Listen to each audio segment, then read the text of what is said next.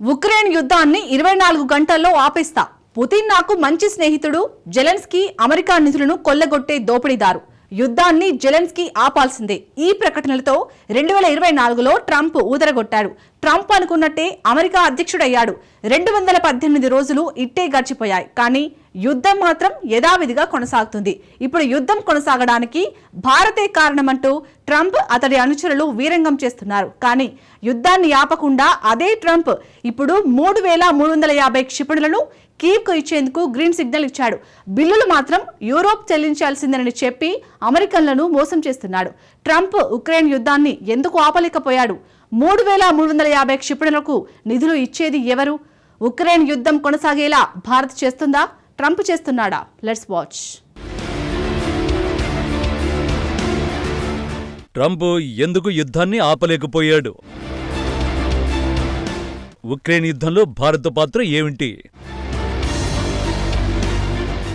Ukraine యుద్ధాన్ని నడిపిస్తుంది ఎవరు? మూడున్నరేళ్లుగా ఉక్రెయిన్ యుద్ధం కొనసాగుతోంది. 2022 ఫిబ్రవరి 24న ఉక్రెయిన్పై ప్రత్యేక సైనిక చర్యకు రష్యా అధ్యక్షుడు వ్లాదిమిర్ పుతిన్ ఆదేశించాడు. నిజానికి ఈ యుద్ధం 2 రోజుల్లోనే ముగుస్తుందని అందరూ ఊహించారు. అందుకు కారణం ఉక్రెయిన్ వద్ద సరైన ఆయుధాలు, ఎయిర్ డిఫెన్స్ వ్యవస్థలు లేవు. రష్యాతో పోలిస్తే ఉక్రెయిన్ చాలా చిన్న దేశం. ఈ యుద్ధం ఎన్నాళ్ళు సాగుతోందంటే దానికి కారణం ఉక్రెయిన్ మిత్రదేశాలే. యుద్ధం ప్రారంభమైన తర్వాత ఉక్రెయిన్ ఆత్మరక్షణ కోసమని అమెరికా, యూరప్ దేశాలు పెద్ద ఎత్తున ఆయుధాలను ఇచ్చాయి. నిజానికి అమెరికా కానీ యూరప్ దేశాలు కానీ యుద్ధాన్ని ఆపాలని తొలినాళ్లలో ఏమాత్రం ప్రయత్నించలేదు. ఆయా దేశాలకు రష్యాను ఓడించడానికి దొరికిన తొలి అవకాశం ఇది. కోల్డ్ వార్ సమయంలో కూడా రష్యాపై యుద్ధం చేసేందుకు అమెరికా సాహసించలేదు. నేరుగా యుద్ధానికి దిగితే ఏం జరుగుతుందో అమెరికాకు తెలుసు. అందుకే రష్యాను ఓడించే అవకాశాన్ని ఉక్రెయిన్పై దాడి చేసి పుతినే స్వయంగా ఇచ్చాడని అమెరికా, మిత్రదేశాలు సంబరపడ్డాయి. అందుకే ఉక్రెయిన్ భుజంపై క్షిపణులు పెట్టి రష్యాను కాల్చేందుకు యత్నించాయి. ఎప్పుడు, ఎక్కడ, ఎలా దాడి చేయాలో వాషింగ్టన్ నేరుగా ప్లాన్లు గీసి మరీ ఉక్రెయిన్లో అమలు చేసింది. ఫలితంగా యుద్ధం తీవ్ర రూపం దాల్చింది. నిజానికి యుద్ధం ప్రారంభంలోనే వివాదాన్ని దౌత్య మార్గంలో పరిష్కరించుకోవాలని ఇరు దేశాలకు భారత్ పిలుపునిచ్చింది. ఈ పిలుపును ఉక్రెయిన్, రష్యా పట్టించుకోలేదు. అదే సమయంలో రష్యా చమురు భారత్ పెద్ద ఎత్తున కొనుగోలు చేయడం ప్రారంభించింది. 2022 యుద్ధానికి ముందు రష్యా క్రూడ్ను భారత్ కేవలం 2% మాత్రమే దిగుమతి చేసుకునేది.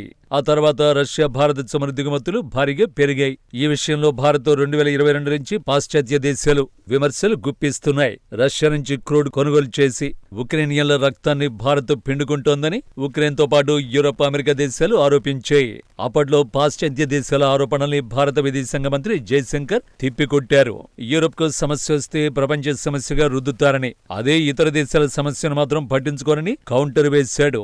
ఏ దేశమైనా తమ సొంత ప్రయోజనాలను కాపాడుకునేందుకే మొదట ప్రయత్నిస్తుందని జయశంకర్ చెప్పాడు. అందులో భాగంగానే తమ జాతీయ ప్రయోజనాల నేపథ్యంలో తాము రష్యా నుంచి చమురును దిగుమతి చేసుకుంటున్నట్టు తేల్చి చెప్పేశాడు.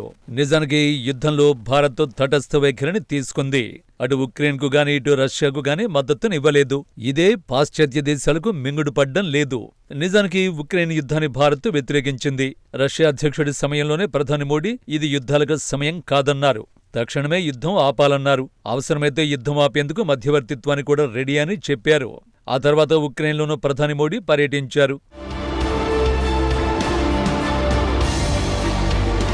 ఇదిలా ఉంటే 2024లో అమెరికా అధ్యక్ష ఎన్నికల ప్రచారం నుంచి యుద్ధాన్ని ఆపుతానని డొనాల్డ్ ట్రంప్ బీరాలు పలికాడు.